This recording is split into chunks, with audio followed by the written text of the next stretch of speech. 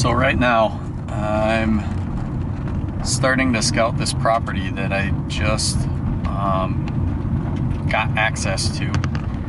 It's a public property, and sorry for the bouncing. I'm trying to record and drive at the same time. Driving very slow though on a backcountry road. But what I'm doing right now is just driving around the property to see what's around. And as I drive through the property or around the edges of the access points, I'm also looking for any major deer trail crossings, anything that's going to stick out to me or possibly other hunters as access points or areas where deer frequently cross. So that's what I'm doing right now. Just going to drive around a little bit and see what I can see. I'll keep you guys posted as I go. So I thought I would talk real quick to you about what I'm looking for while I'm out here and what I'm hoping to accomplish. So I'm not necessarily hoping to find a spot to hang a tree at and bring a tree stand with me. I am keying on a few specific points. There's a saddle at the top of this hill I want to go check out that is a ridge, kind of a narrow ridge. So I want to just quickly check that saddle and that ridge for a little bit of sign. There's a couple other points, topography, like where the land comes out and is just at a point that I want to check out as well for potential bedding if I jump anything. I'm not too concerned if I jump anything right now. Even though the season is only 2 weeks away, I don't know that I'm going to come out the first day or weekend of the season. I might. I'm kind of excited to get out here and try it. But I really don't plan on hunting it aggressively, probably until later in October or November, and possibly even into December. So if I bump something, I know it's not the best thing in the world, but I'm also not trying to sneak through. I'm going to make some noise and let deer know that I'm around and not necessarily a threat per se. And I'm not going to mill around the areas too long. I'm just kind of walking to the areas that I want to check out, checking them out real quick and moving on. If I see something, I might mark a tree or a location to say, hey, this is a spot I want to come back to, maybe with a stand on my back. And if I see good sign, then I can set up right there or move on to the next spot. So that's kind of what I'm hoping to accomplish today. So I just got into the property, or parked on the road, and walked up a little bit. I found a trail, or where I thought there might be a trail coming into the woods, and there was. And I'm only like 50 yards into this property, and I haven't found anything awesome per se, but I'm really excited about it. There's a lot of mosquitoes out right now, so I apologize for the swatting. It seems more open to me. I don't know if you can tell around me. It seems more open than I was expecting. In this part, or in this area, I've found a lot of public properties are overrun with a plant called buckthorn, which is an invasive species and grows really thick and makes it really hard to set up any kind of tree stand, or you almost have to be on the ground, which is not necessarily a bad thing, but it also is not great deer habitat. So that got me really excited, the fact that it seems a little more open. Again, I drove around the property, the edge of the property, and I found a few things that were good information to have. There's one field on the edge of the property that's a standing cornfield, so I know that's a potential food source. I found that there is another property very close by that has an alfalfa field, so that might be more early, but probably not late in the season.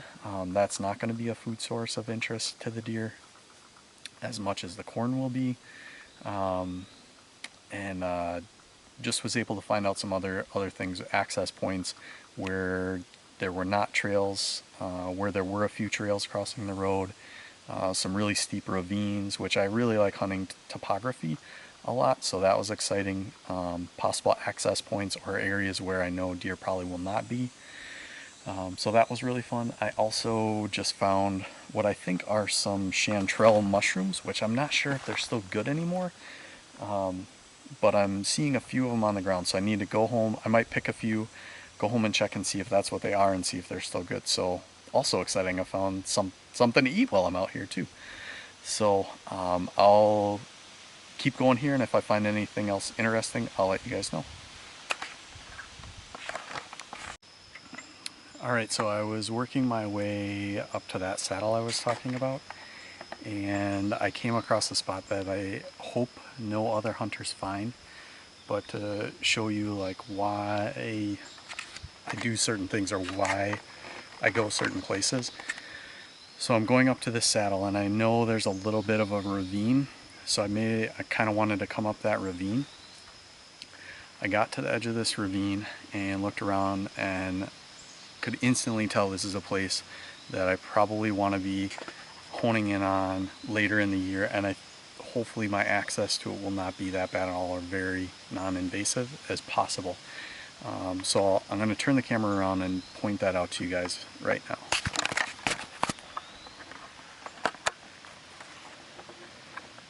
So as you can tell here, you can hopefully easily see that trail coming down this hillside and crossing right here. And if I pan to the right a little bit, you can see that big washout there, and it goes all the way down that ditch right there. So that is just kind of a classic funnel spot where deer will come up off the hillside up there. And this is the ridge I was talking about. And if they want to come down and cross this ravine, if they don't want to cross that big steep ditch, they're going to cross right here. And my guessing is there's another one up there. Now, just in a couple of seconds I stood here checking this spot out, I looked around, and what did I find? I don't know if I can get it in focus. Somebody's old tree stand.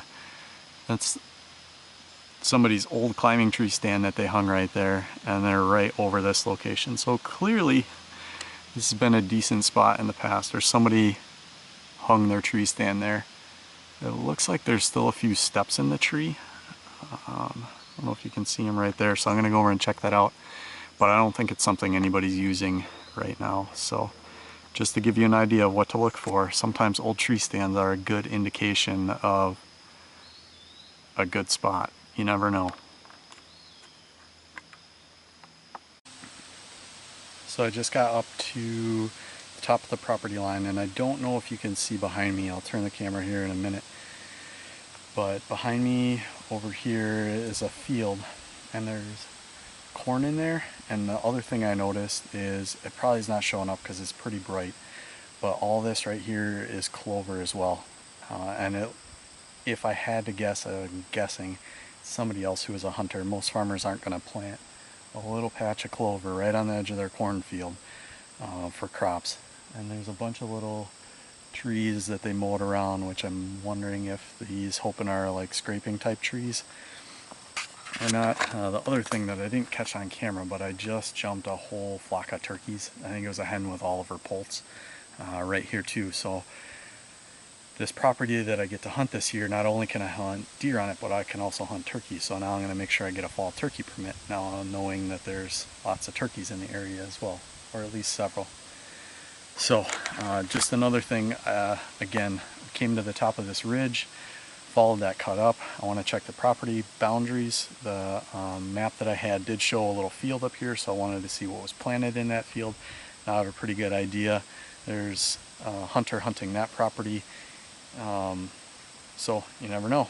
I mean, that's all good stuff to know. Not only does that help out him, it also helps out me on this public property, knowing that it will look like is maybe a nice little transition area here. There's corn at the top of this hill, corn at the bottom, a nice trail going down between the two. So if a buck is cruising the top of this ridgeline in the fall, he might be cruising left and right, checking either this cornfield or this little bit of clover.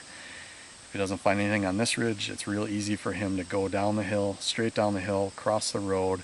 It's real thick, and scoot right back up to the next ridge across the way. So it might be a good area during the rut to catch a buck cruising for does. So again, just things I'm thinking about as I'm going through these properties on these real quick scouting missions, and what I'm looking for and where I want to go to scout. So there you go. We'll catch you at the next spot. So I just got back to the car and drove down the road a little ways and wanted to do a real quick wrap up of my scouting trip. So I saw on my way out, I noticed at the parking area there was a gentleman there who was getting a weed whacker out of his truck, so I assumed he was maybe like a maintenance guy or help on the property. So I stopped and chatted with him, and I actually found out he does help maintain the property, but he also has a permit to hunt this property as well, which it's a limited access, so there's only a select number of people that get to hunt it. It's not open to it's open to the general public, but only if you draw a tag.